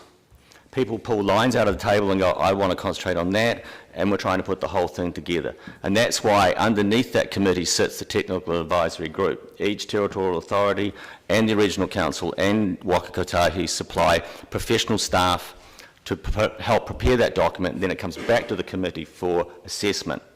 I would like to comment on the current RLTP and to say that I don't believe that that level of iterative design went down properly this time. It was somewhat affected by COVID, but once we had a chance to meet in person, we used to meet in Balclutha because it was a fairly centralised place for all of Otago and Southland, and we haven't had any meetings there since then. We've done them largely by Zoom, and it's been a spotty and I'd say somewhat not ideally focused process. I also want to actually make special mention here of Russell Hawke of Environmental Southland, who put together a lot of this document, and I would say in terms of should we separate between Otago and Southland, between Environmental Southlands and the ORC's commitment to performing this document, Environmental Southland stood out as putting dramatically more effort into this. I want to talk also just quickly touch on the relationship between the ORC, NZTA and the DCC. We have the Connecting Dunedin activity. That was originally a staff-based activity, and then Trevor Kempton and I had asked from the Regional Transport Committee 3 years ago that governance be involved, and now governance is there. However, it is still largely driven by NZTA, and we need to establish a true tripartite relationship where everybody comes to the table as equals, and we are debating things out in such a way that we can come and understand each other's needs, objectives and abilities to have the best outcomes for all of our communities. And I think the level to which that interaction has not been ideal would be in the State Highway 1 funding around the hospital rebuild. That's probably the best example you can see of where there was a disparity of where we all thought we were, and then this document came out. The working of the Technical Advisory Group, I have to say, as being a member of the Regional Transport Committee, it is not clear how that group really works. So in terms of who did the organisation and ranking, I can't, as a member of that committee, tell you in all honesty that I understand how it was done. I commented when it came back to us that George Street being ranked number 6 puts it in a dangerously low level of funding. Now, whether you believe in one-way, two-way or flying on hovercraft, it doesn't matter. If we don't get NZTA co-funding, we're paying for the whole lot, so that's very important to us. I want to bring this last minute that I have before it goes red, how do we as a council communicate with each other so that when I go as an individual to that committee, I know I'm acting on the behalf of all of the council. You will note that I've started putting it in the Infrastructure Services Committee meeting, tabling the minutes of the Regional Transport Committee. That's the first step, but I actually believe that we need to workshop among ourselves how we want to send me or what other envoy goes to that committee to speak as a whole for the council, so I know that I'm speaking for all of you. So coming out of this, I will obviously vote for the submission. Coming out of this, I would like to see follow-up work on actually how do we coordinate our behaviour so that when I go to the committee, I'm actually bringing the council's views to that committee. Thank you very much. Further speakers? I don't have a lot to add in reply, but we'll just reiterate the comments that I made in speaking to this, and we've heard these people be described, people like me, described as a tiny minority in our community, and if that's how people want to characterise nearly 1 in 5 people in this city, then that is up to them. I would disagree, but regardless, to argue in defence of the status quo and how we prioritise funding and investment in our transport network is, as I said at the beginning, to say to 20% near enough to the city, and that's people who regularly travel by these modes as opposed to those who do temporarily or occasionally, or in an interim basis should they become impaired or injured or unwell, that they are not a priority of ours, that we are comfortable with them continuing to be disadvantaged, to be excluded, to lack access across and around the city, that we are comfortable with that because the status quo works for us. And I don't think that is an acceptable position for this council to take, and I'm pleased that the tone, however it landed, of this submission is a provocation, mild as it may be, to the rest of the region and ultimately to Waka Kotahi, that we have greater ambition than that as a community and how we look after people who live in this city, and we would appreciate their support in being able to deliver those outcomes. I'll put the motion by division. Put the motion by division. Apologies. Councillor Barker. Aye. Councillor Vincent Pope. Councillor Elder. Councillor Gary. Aye. Councillor Hall. Councillor Houlihan. Councillor Lafiso. Councillor Lord. Aye. Councillor O'Malley. Councillor Raddick. Councillor Staines. Councillor Vandervis. Councillor Walker. Councillor Wiley. Your Worship. Aye. Carried 12-3. Thank you. Bang on 12 o'clock almost. We've got 2 minutes to spare, and we will use those 2 minutes wisely. I'll move that we adjourn the meeting for lunch. Seconded Councillor Gary, and subsequent to that, I'd ask our visitors to leave so that the Chief Executive can brief us on various matters. I'll put the motion. All those in favour? Those against? That's agreed. Thank you.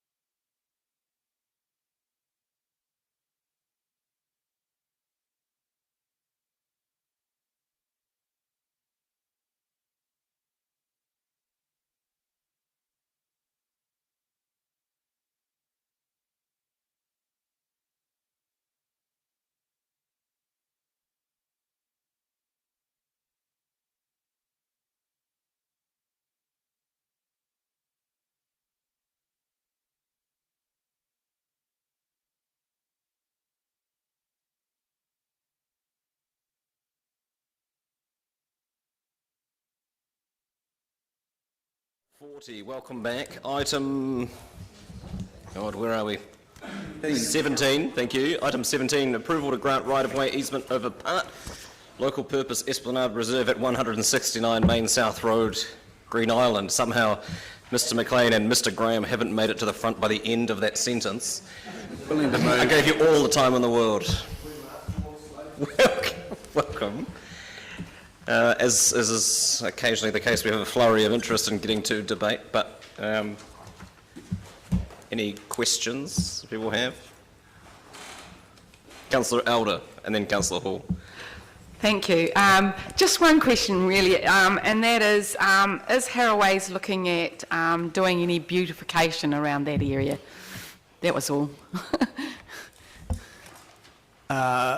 Through the Chair, Harrowways is going to be doing some regrassing and reinstatement, but not unsure of any further plans. Thank you. Councillor Hall. This is a problem that needs to be addressed, and I don't know how we can do that, but is there any way when we do a subdivision and anything around a waterway is a 20 metre Esplanade Reserve? Now, all the time Harrowways have been using that for generations, and all of a sudden the Esplanade Reserve took their right away, so therefore they had to apply.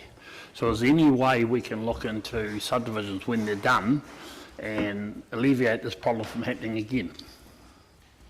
Because their access went into an Esplanade Reserve which took away their right. Is there any way we can address that in future so that those kind of things don't happen again on subdivisions? Through the Chair, we'll have to assess any applications under the relevant legislation. We'll take all matters into account. Yeah, that's what I'd like to see is look at it, because the other side we got removed years ago for the development. The other side of the creek, now they've had to do the same thing again, and it is happening more and more on those reserves. Councillor Gary. Thank you, Your Worship. It's the granted in perpetuity and no annual charge that I want to ask about, and I'm mindful of the in perpetuity grave plots that we still have to manage after many, many, many years. Do you have any nervousness about that? I mean, that's been recommended for the two.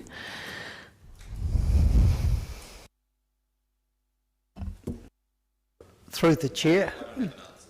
No, that's okay. Don't you? No, it's all yours. Thank you, Councillor. The in perpetuity only applies to the right of access. It doesn't change the land ownership or status, so it still remains local purpose reserve Esplanade. In what situations would we do it for a period of time, a set period of time, and put an annual charge on it then? Or would we never do that? The common approach has been not to charge. In this case, we're looking at the benefit to a well-established, long-standing business, and recognising that we're not looking to put an imposition of an annual charge in place.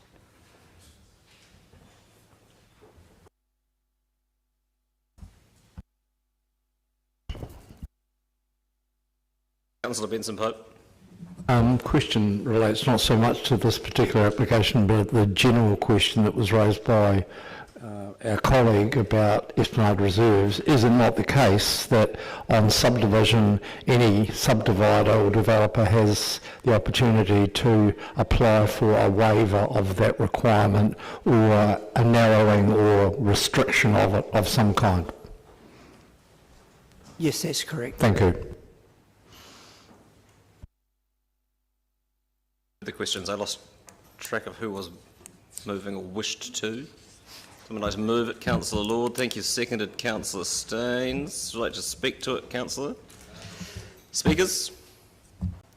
Being none, I'll put it. All those in favour? Those against? That's agreed. Item 18.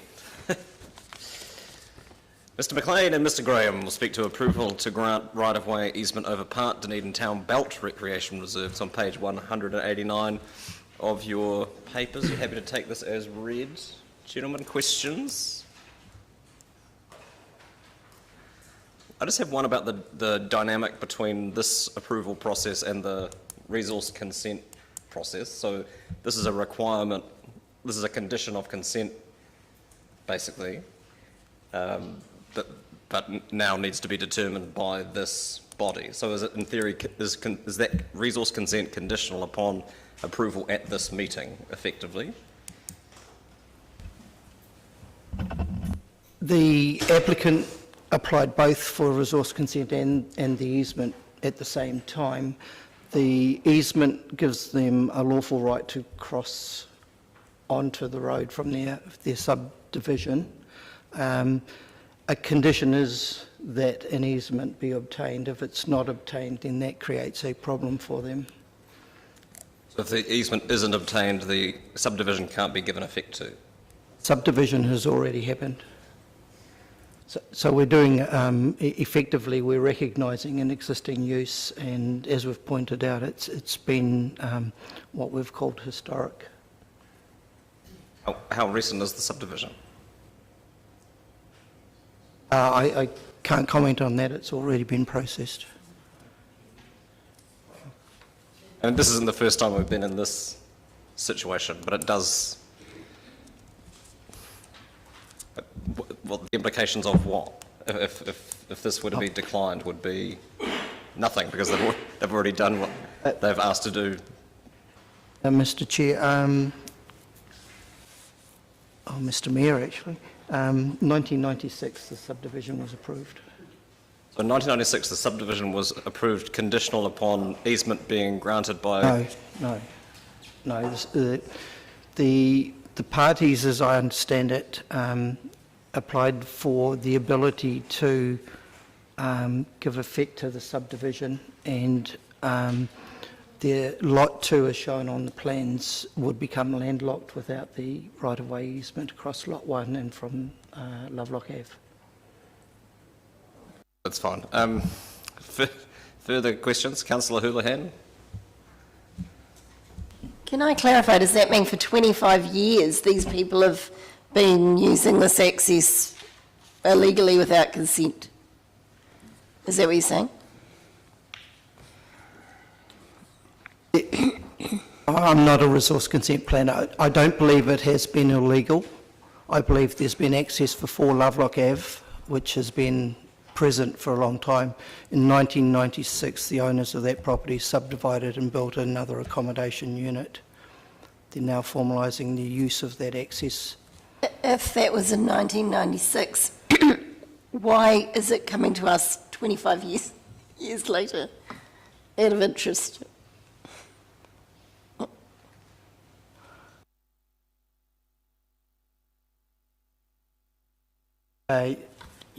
I'd need to review the resource consent application, which was not part of the Parks Act processing. Probably are better questions, better place to planning staff. But Right.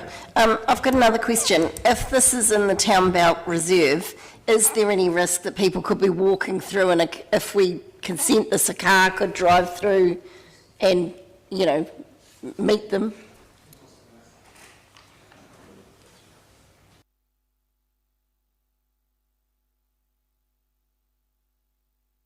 Can't hear. Excuse me, through the chair, it's an existing access way, so this tidies up and formalises that informal use. It also increases the area of grassed reserve because it's at the southernmost tip of that berm area, so it reduces the gravel area, if you like, of the current access way, formalises it and increases the grassed area. So. Thank you. Is it not that in 1996 they built some accommodation, some outbuildings on their land, on their property, and which they have rented or used for the family or whatever ever since, and now they wish to subdivide? No?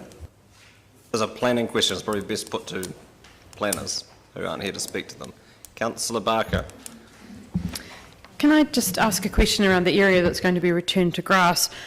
I think that when I drive past, I often see cars parked there, and I'm concerned about if it's restored back to grass and then council is responsible for the upkeep, that we would have vehicles parking there. What would be done to stop vehicles still using it as a parking area? Subject to the outcome of Council's considerations, an agreement to grant an easement will be prepared and signed by the property owner. That will include conditions on maintenance of any areas, and we are conscious that currently you might even be able to see them in those plans. There is a row of rocks which are an informal barrier. We'd be requesting some other form of barrier so our grassed area does not get impacted. Councillor Houlihan. Has this been applied for previously? Can you use your microphone, please? Has this been applied for previously?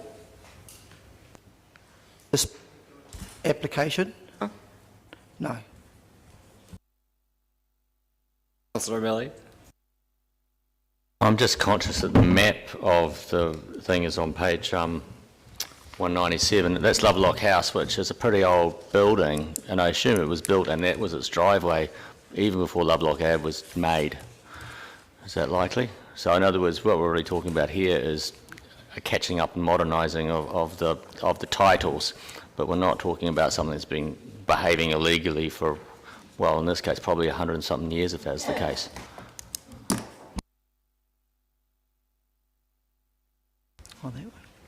I believe that's the situation. It is a heritage building, and we're conscious that there is no other practical access to that property. Councillor Benson-Pope is moving the recommendations. Seconded Councillor Hall. Would you like to speak to it, Councillor?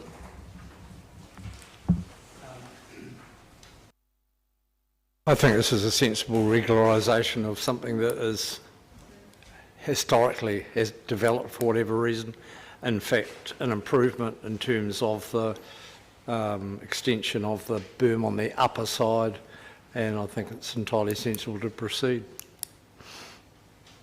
Further speakers?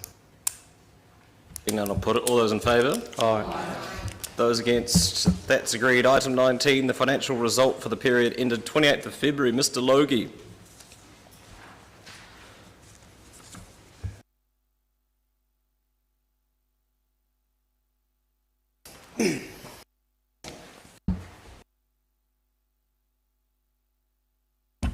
Opening comments from you. Questions, councillors? Councillor Lord. Oh yeah, it was just, I was looking at the graph on page 203 and I see the operating cash flow is ahead of budget, and I'm just wondering, I did notice in the papers there that they say we have spent less than budget because of staff vacancies and that sort of thing at the moment, and that we weren't tracking too bad, but I was just wondering about the where we think we're going to track to for the end of the season now. I also note the slight decrease from the line again with the capital expenditure, but we have had that explained at previous meetings. I'm just wondering where we're hoping to end up. Any ideas? In terms of the cash flow, there's a little bit of a comment in the narrative. Basically, it includes the Three Waters reform money that's come in. So obviously, and that will probably go out as CapEx money. So because this is an operating cash flow, it's obviously showing that. In terms of the CapEx, yes, I mean I've sort of estimated between 90 and 100 million for the full year. The groups are still telling us a higher number, so we'll yet to see as to where we end up.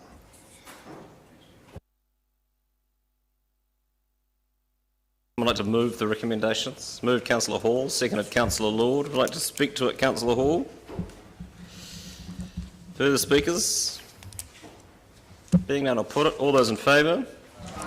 Those against?